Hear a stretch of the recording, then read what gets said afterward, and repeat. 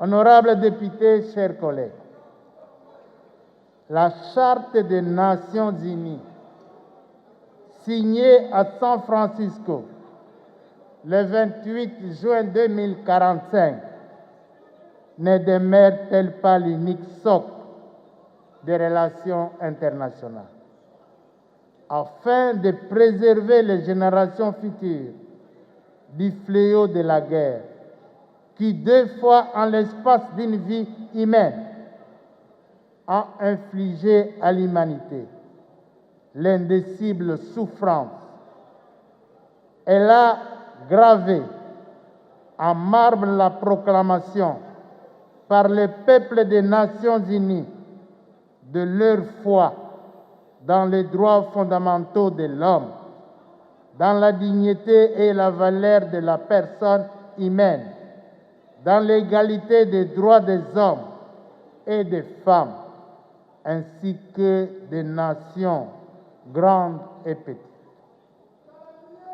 C'est dans ce sens que l'un des buts de l'Organisation des Nations Unies consiste à développer entre les nations des relations amicales fondées sur le respect du principe d'égalité des droits des peuples et de leur droit à disposer d'eux-mêmes. Dans la poursuite notamment de ce but, l'Organisation mondiale et ses membres ont pris l'engagement d'agir conformément aux principes convenus dans de communs accords et auxquels d'autres ont adhéré par la suite.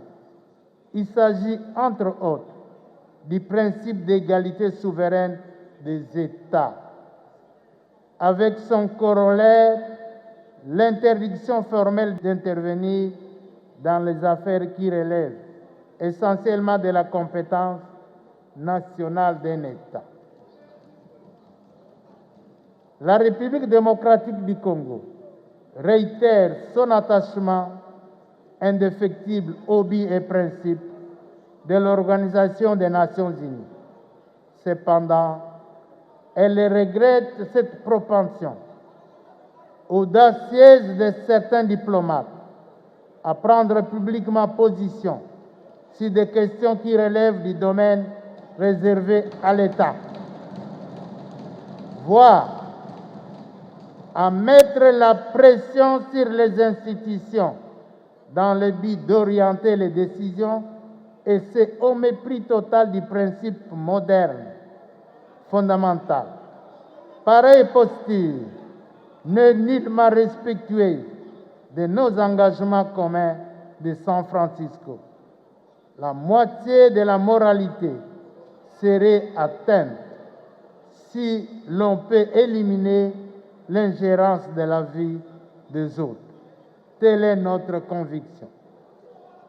Honorables députés, chers collègues, permettez-moi de terminer cette adresse par un vibrant appel au peuple congolais de demeurer vigilant et de se mobiliser autour des objectifs de la paix, du progrès, du bien-être social, de la consolidation des acquis démocratiques et de l'état de droit, à travers notamment la lutte contre la corruption et l'impunité, le respect des droits humains et la tenue des élections transparentes et apaisées. Dès lors, notre unique obligation morale, c'est de défricher à nous-mêmes les vastes clairières de paix et de les étendre de proche en proche, jusqu'à ce que cette paix irradie vers les autres. Et plus il y a de paix dans les êtres, plus il y aura aussi de paix dans ce monde en ébullition. Tel est mon réel vœu.